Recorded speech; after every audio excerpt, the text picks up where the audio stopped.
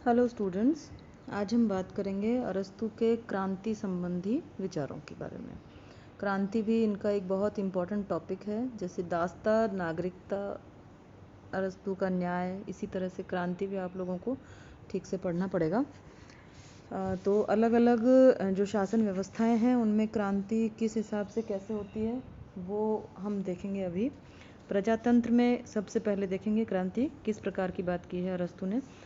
उनका ये कहना है कि संपूर्ण अर्थ में समानता की जो भूख है वो प्रजातंत्र में क्रांति पैदा करने वाले का एक प्रमुख कारण है। इसके अलावा जो उच्छृंखल व्यवहार है उसको भी अरस्तु ने प्रमुख रूप से जिम्मेदार माना है प्रजातंत्र में होने वाली क्रांतियों के लिए, कि ये लोग जो हैं वो जनसाधारण को उत्तेजित करते हैं जिससे कि वो बाहर निकल करके और इस तरह के कार्रवाइयों में, गतिविधियों में शामिल हों। दूसरे धनिक तंत्र में क्रांति का सिद्धांत है कि जो लोग किसी एक बात में असमान हैं वे सभी बातों में बिल्कुल भिन्न हैं। धनिक वर्ग का यह असमानता का सिद्धांत अपने अंतिम रूप में धनिक तंत्र के जीवन के लिए समय समय पर अलग अलग टाइप में संकट पैदा करता रहता है।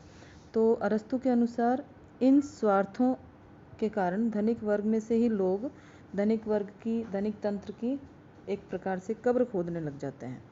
ऐसी स्थिति में ये देखा जाता है कि धनिक वर्ग के वे व्यक्ति जिनको शासन के चलाने में हाथ बटाने का अवसर प्राप्त नहीं होता वो ही द्रोही बन जाते हैं। आगे हम देखें कुलीन तंत्र में क्रांति। तो यह जनसाधारण में जब ये धारणा पैदा हो जाए कि वो श्रेष्ठता में शासक वर्ग के अनुरूप हैं तो कुलीन तंत्र में टूटने की शुरुआत जो है वो हो जाती है। ऐसी स्थिति में एक कारण ये भी माना जाता है कि शासक वर्ग का एक अंग जो है वो युद्ध या किसी अन्य कारण से दरिद्र हो जाए और बाकी अपने सहयोगियों से संपत्ति के पुनः विभाजन की मांग कर ले, तो तब क्रांति संभव है कुलीन तंत्र में। राजतंत्र में क्रांति उस स्थिति में हो सकती है जबकि आंतरिक कलह हो या राजा के निरंकुश बनने के प्रयास पर किसी प्रकार से जनता की तरफ से विद्रोह की स्थिति हो जाए।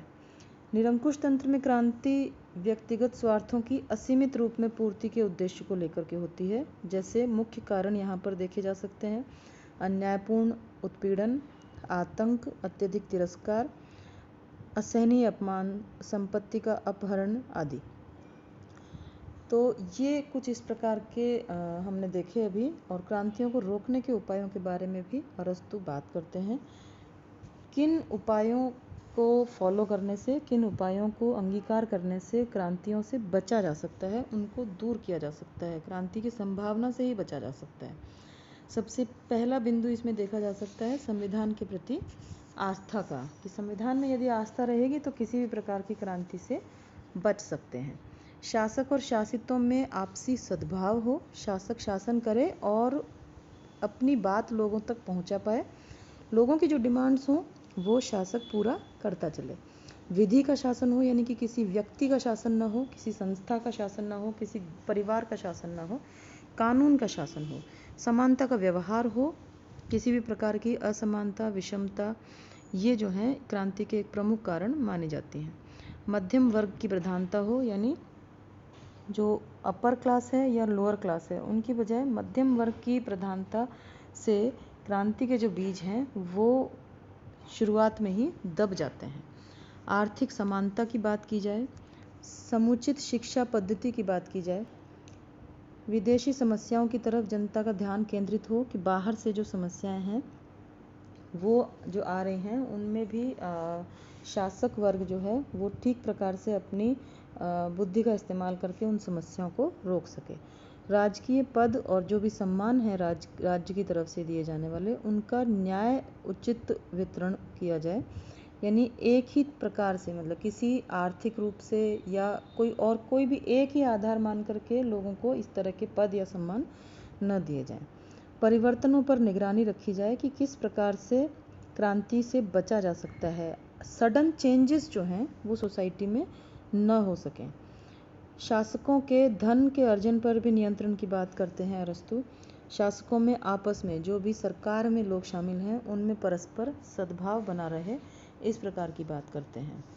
तो ऐसी स्थिति में ये जितने भी उपाय हैं इन उपायों को अपनाने पर क्रांति से बचा जा सकता है। आलोचक तो ये कहते हैं कि मार्क्स और लेनिन की तरह अरस्तू अपने विचारों द्वारा सामाजिक, आर्थिक और राजनीतिक क्षेत्रों में क्रांतिकारी परिवर्तन के पक्षधर नहीं थे।